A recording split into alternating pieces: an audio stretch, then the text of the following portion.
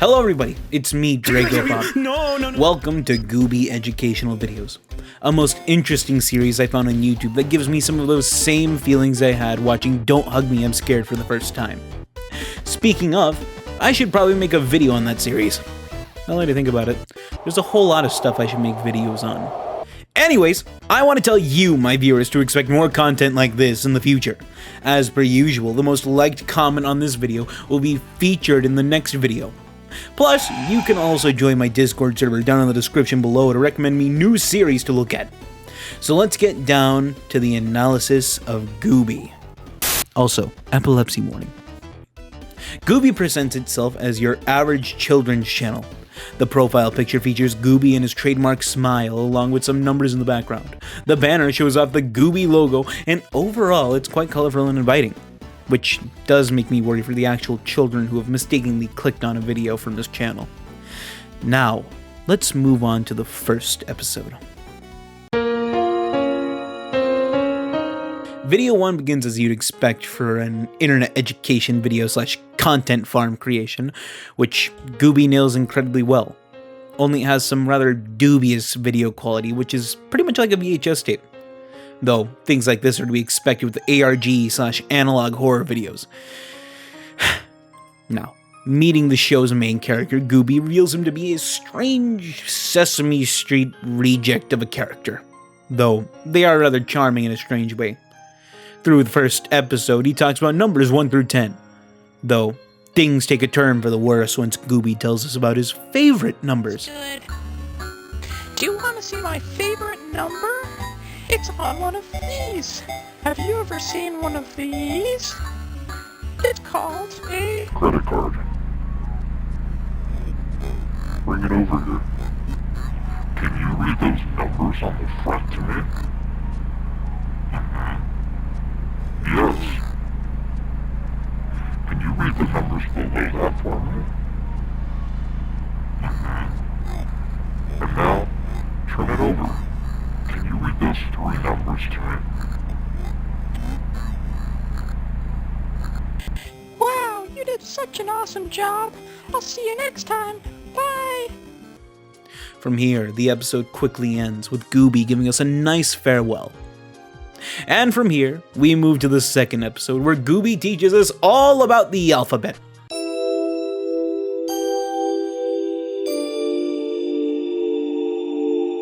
The episode itself plays out very similarly to the first. GÜBY shows us the entirety of the English alphabet before he reveals that the alphabet and letters can be used to make words. How fascinating. And with that, he shows us his 2 favorite words. Letters can be used to spell words.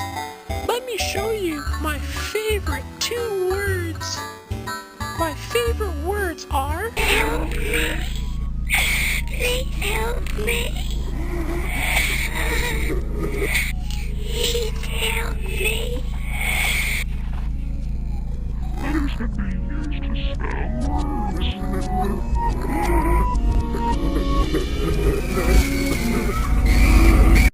Now you know your ABCs. I'll see you next time. Bye. Wow! How nice! But that's not even the half of it. With that, we're also shown frames of what looks to be a missing child's poster and a shot of a girl sitting on a couch. The video then quickly ends with an odd outro, and we're given another frame of the missing children's poster. Before moving on to the next episode, let's take a look at the 2 images we received. A mostly redacted missing children's poster for Michaela Atkins, and a frame of the same girl sitting on the couch with a POV that lines up with where a TV would sit in a room. I've done a couple searches here and there in the event this is a real case, but nothing's come up thankfully. Now, let's move on to video 3.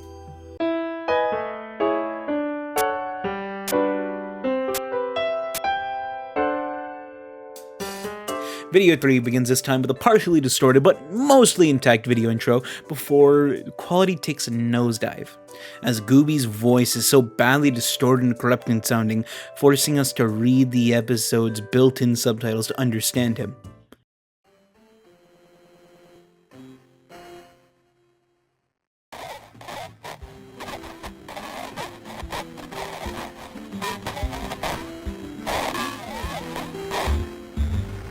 Oh, and I almost forgot. This episode's topic is colors. Despite everything, the episode seems quite normal. Gooby brings up a color, compares it to an object, and repeats it with a number of colors. However, things take on a more sinister tone when Gooby compares the color purple to that of a bruise. And soon after, Gooby's favorite color red to blood.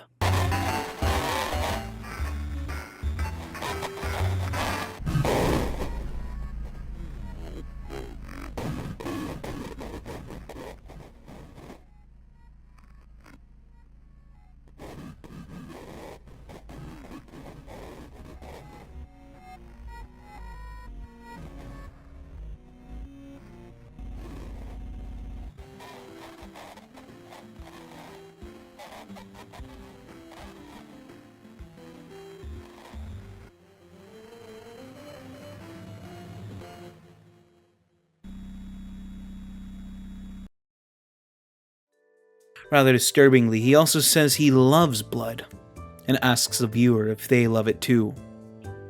From here, the video glitches out, and the already distorted music becomes reversed, as more images like the one from the last episode appear on screen, with the addition of, this mouth thing?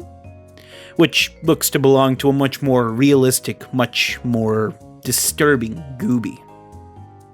But before we move on to the next episode, there's two more things to look at. The first being the series of numbers beneath Andrew Connor's picture on his missing poster, which, by using a handy-dandy Polybius square cipher decoder that I 100% figured out on my own, we discover a message. Hey kids, Gooby here today. We're going to learn about Andrew. I should not have talked like that. Which doesn't inspire confidence in the two missing children's posters we've seen thus far. We also see another image of Andrew sitting on a couch, also in a position that makes it look like he's looking at a TV like Michaela. It makes me wonder, could Gooby be behind these disappearances? Finally, there's also a snippet of an old film that plays, the film in question being The Munchers of Fable, an old movie from 1973 about teeth being deceived by an evil entity called Mean Jack Sweet. Long story short, Mean Jack Sweet gives the teeth folk candy which hurts them, and eventually an old wise tooth stops Mean Jack with toothpaste. This wouldn't be important to the video if it wasn't for the context of the scene that plays, where after declining a treat from Jack, the tooth is attacked by Mean Jack. Going off of the information we have right now, I'll assume Gooby offered or asked Michaela and or Andrew for something. But when they declined, Gooby likely did something to them. It's also safe to say Gooby's show/broadcast is his way of contacting the children, considering its nature as a children's show. Though, that's a work in progress theory, as we still have a few more episodes to look at.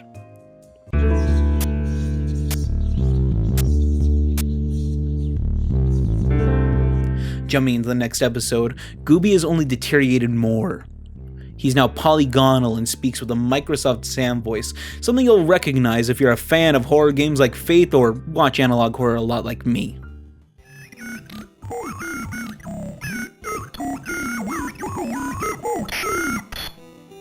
In this episode, Gooby talks about shapes.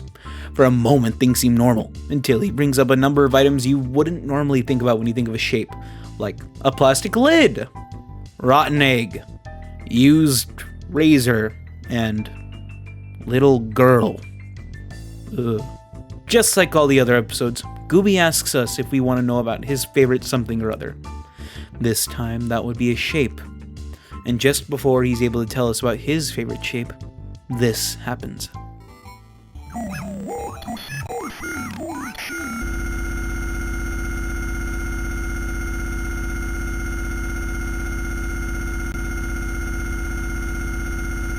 Retreating to a barrage of images, new and old, revealing a new victim, Sophia Anthony. Just like the previous victims, we see a missing poster. A shot of them sitting on a couch with a paw that yet again makes it look like the camera is situated where the TV would be. Along with Sophia's missing poster, as we see yet another Polybius cipher. Upon solving it, we're given this. He is not what he says she is. Quick edit. Hey guys, thanks to the help of a commenter on this episode, I was able to find another Polybius cipher that was pre-decoded. Big thankies from McSpankies to you, Ivosco009. Now, the second translation reads as follows. Panic surged through the children, their screams drowned out by the cacophony of his chilling melody, their hope for escape dwindling in the face of an insurmountable horror that seemed to have taken on a life of its own. Along with these, we also get an excerpt from I Have No Mouth and I Must Scream. I likely would have missed this without the help of XP Dragon 3173, so hats off to you, my good friend. Along with this, we also get a few more phrases like, do not look into his eyes, do not listen to what he says, do not trust him, and he lies. All of these secret messages are also accompanied by a variety of images, like an unrecognizable building, warehouse scene, some odd images of what looks to be another Gooby character, and this person who may very well be Gooby, the real Gooby. Less notably, we also see some more information relating to the 3 missing kids, which doesn't sound that good on paper, I'm so sorry. While most of it is just flavor text, we also find some interesting info. The missing kids are all between the ages of 3 and 9. The children are in vastly different locations across the US, with Michaela coming from Boise, Idaho, Andrew from Provo, Utah, and Sophia from Sacramento, California. We also find all the disappearances happen within December of 2023, within the span of 10 days. On top of this, we can also find that each video coincides to one of these dates, allowing us to pin down what order the children went missing in. I think. It goes in this order: Michaela, Andrew, and Sophia. I'm also now realizing that this information is redundant. Moving on! Now, all the info we've recovered from the episode further reinforces my belief Gooby is the culprit. But I'm sure you can assume the same already too. From here, the episode seemingly cuts off with some rather soothing footage of greenery and a view of distant mountains. Though, it's so distorted and strangely colored that I can't exactly make sense of any of it. Now on to the next and final episode.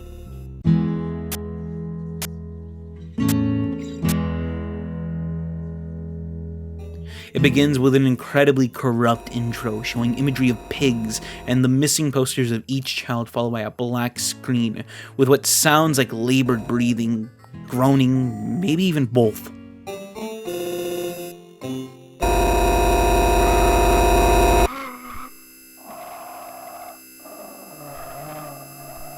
But after this short dark screen, we're brought seemingly back to where the last episode cut off.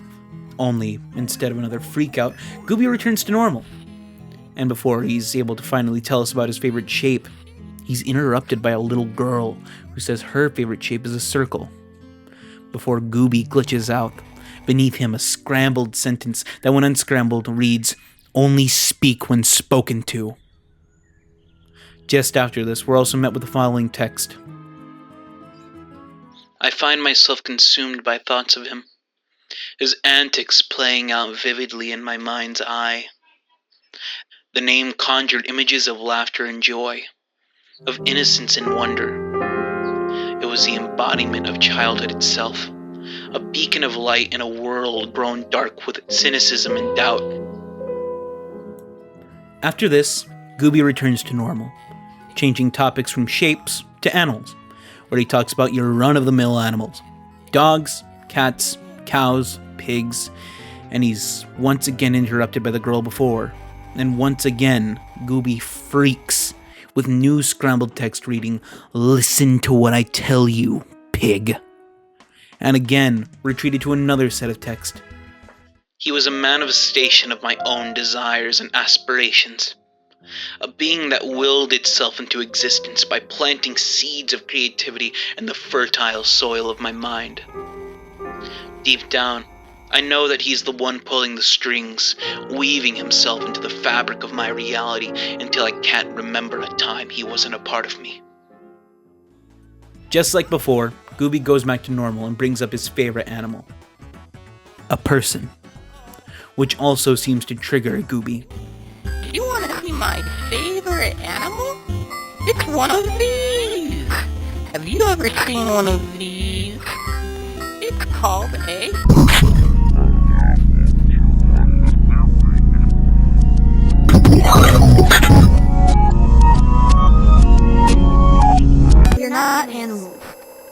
We're also shown another victim, Abby Lang, who herself went missing on January 3rd, 2024, which also matches up with another video upload. We also get more info on her disappearance. Abby Lang was last seen in her home on January 3rd, 2024, wearing a set of pink pajamas. Her parents, Jamie and Albert Lang. And then it cuts off. The text also states she was last seen watching television before a loud hum. From here, the text is redacted, so we can't exactly read more. Though, perhaps this hum relates to GÜBY's strange outbursts.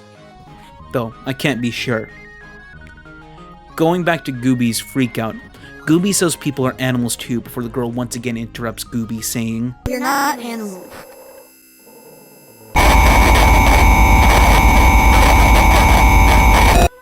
This sets GÜBY off again, and we're given another non-scrambled set of text reading all animals have teeth, accompanied by a barrage of images. The most interesting of them being one of a man with blacked out eyes. And for a final time, we're given another set of text. I was merely a vessel, a conduit through which this enigmatic being willed itself into existence. I, unfortunately, wasn't able to discover what book or piece of media these sets of text came from. So, if anyone discovers that, do tell. After this, we are again treated to another black screen. A man groaning in the background before a door opens and shuts. And it's over. That's where GÜBY leaves off. Except it isn't! Dregobob, being the incredibly lucky and bombastic guy he is, got his mitts on a special version of GÜBY containing every episode. Now, if we look down in the description, we're shown to a final, secret, unlisted episode of GÜBY. So let's take another look at the true, final episode of GÜBY.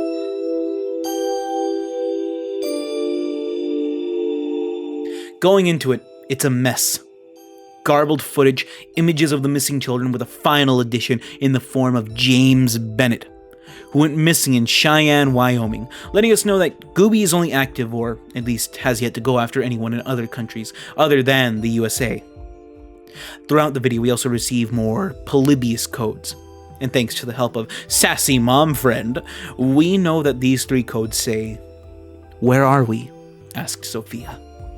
"We are in a beautiful meadow," whispered Michaela. "This is not a meadow," responded Sophia. "Hello, Joshua. Come play with GÜBY."